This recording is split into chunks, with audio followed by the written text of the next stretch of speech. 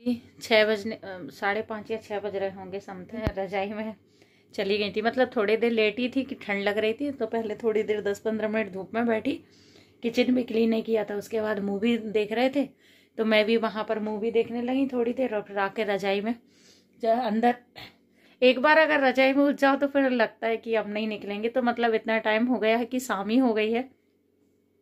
जब मैं निकली तो सारे कपड़े वपड़े देखो, आज थोड़ी देर हो गई जब मैं ये कपड़े उठाकर लेकर आई थी, और रजाई भी अभी डली है। तो मैंने सोचा अभी तो बिस्तर करूंगी तो रहने ही देती हूँ, अभी झाड़ूंगी, चादर आदर झटकार के करूंगी।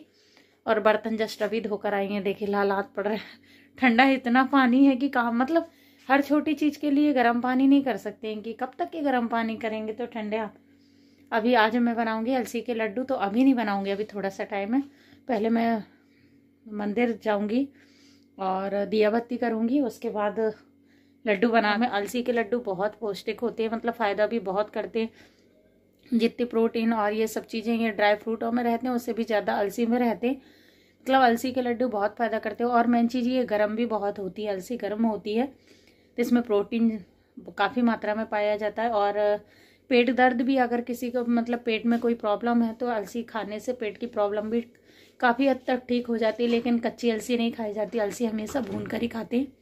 तो मैंने भी इससे पहले कभी अलसी के लड्डू नहीं बनाए, लेकिन फर्स्ट टाइम ट्राई करते कैसे बनते हैं, आप सभी के साथ उसकी रेसिपी शेयर करूंगी, और फिर मैं टेस्ट करके बताते हैं कि कैसे बने हैं अलसी के लड्डू। अभी तो पहले पूजन करूंगी, लेकिन क्या है उसमें,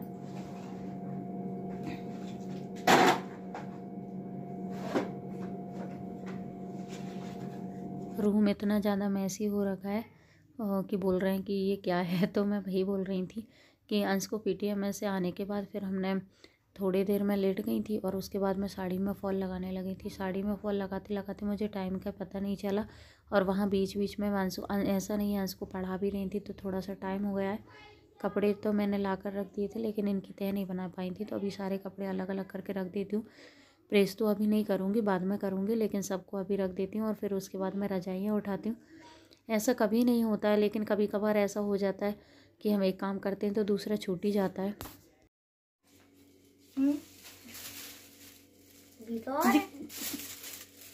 कहाँ से ले आई थे इतनी सारी?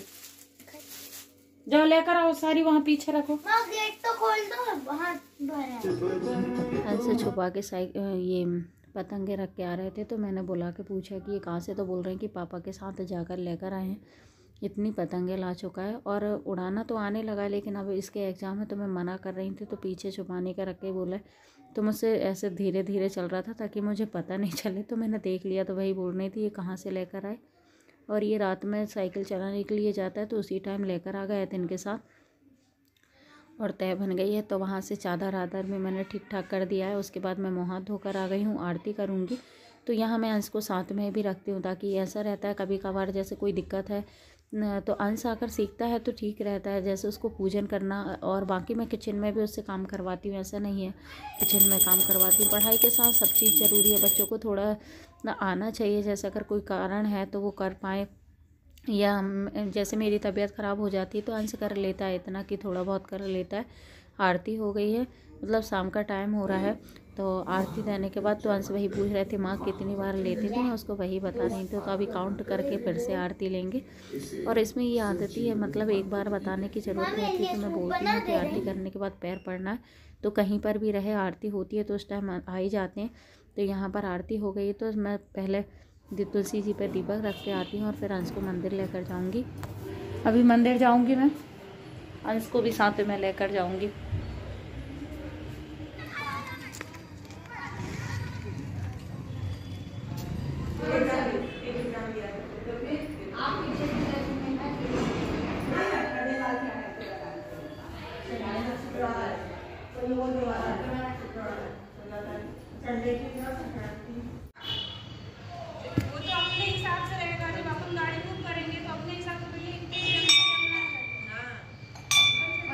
लगाने के बाद तुरंत घर नहीं जाएंगे, तो अभी अंश और हम यहीं पर बैठे हैं। अंश अपना पीछे का देख रहे हैं, मैं यहीं आंटी जी हैं तो वहीं उनकी बातें सुन रही हूँ। और फिर अब हम आ गए हैं किचन में। अंश को सूप पीना है, तो वो सूप बनाने के लिए जिद कर रहा है कि माँ आप देखो मैं बनाऊँगा, तो मैं उससे करवा लेती हूँ। अगर वो कुछ चीज़ के लिए जिद करता है तो मैं देखती रहती हूँ कि उसको चोट भी नहीं लगे, ऐसे हाथ वाथ ना चले और अपना काम भी कर ले।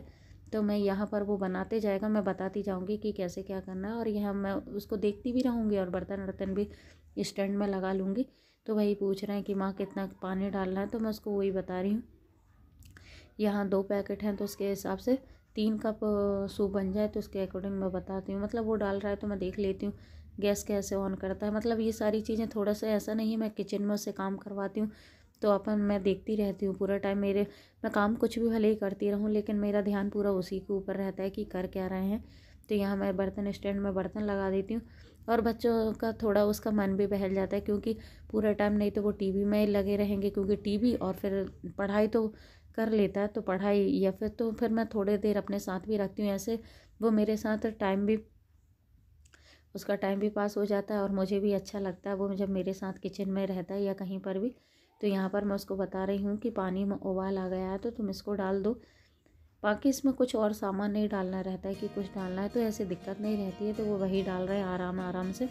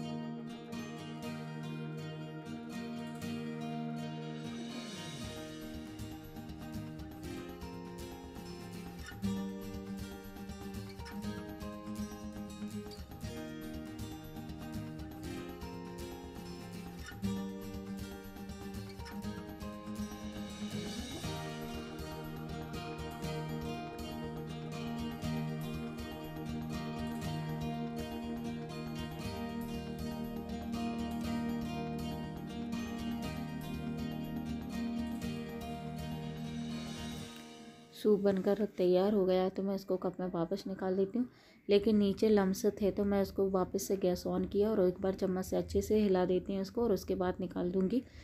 तो अंश अब चले गए हैं बाहर वाले रूम में कि माँ अब आप लेकर आना।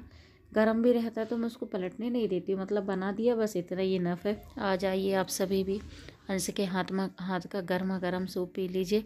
थोड़ा सा पानी ज़्यादा हो गया था, मतलब मैंने भी बताया, लेकिन जब हम बनाते हैं तो कुछ मेजरमेंट अलग रहता है। मैंने उसको बताया तो थोड़ा सा पानी ज़्यादा हो गया था, बट अच्छा था, बहुत अच्छा था।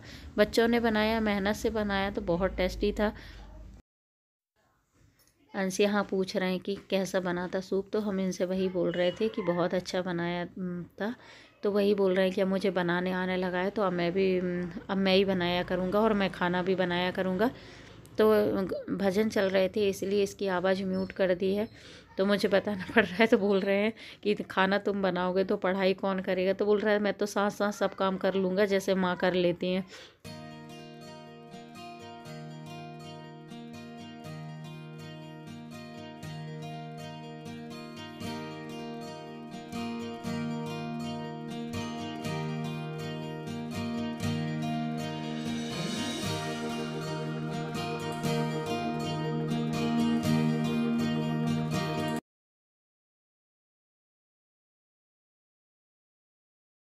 लो ये टोपा लगाओ।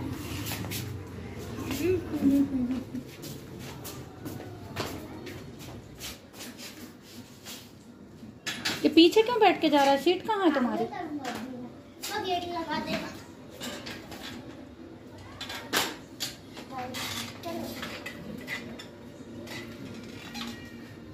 साइकिल चलाने के लिए। तब तक मैं करती हूँ वीडियो एडिट। और ये बहुत दिन से हैंग थी, यहाँ पर अलमारी में रख देती हूँ तो मैं भूल ही जाती हूँ। कम से कम इसको 6-7 महीने हो गए आए हुए। मैंने पहन भी ली है लेकिन इसमें फॉल नहीं लगी थी। तो यहीं पर मैं आज अपने ब्लॉग का एंड करती हूँ। मिलती हूँ नेक्स्ट ब्लॉग में। अगर आपको मेरा ब्लॉग पसंद आए तो प्लीज़ मेरे चैनल को लाइक कर दीजिए, न्यू है तो सब्सक्राइब कर दीजिए। और फिर मिलती हूँ आपसे एक नए ब्लॉग में। जब तक के लिए बाय बाय, टेक केयर, अपना ध्यान रखें।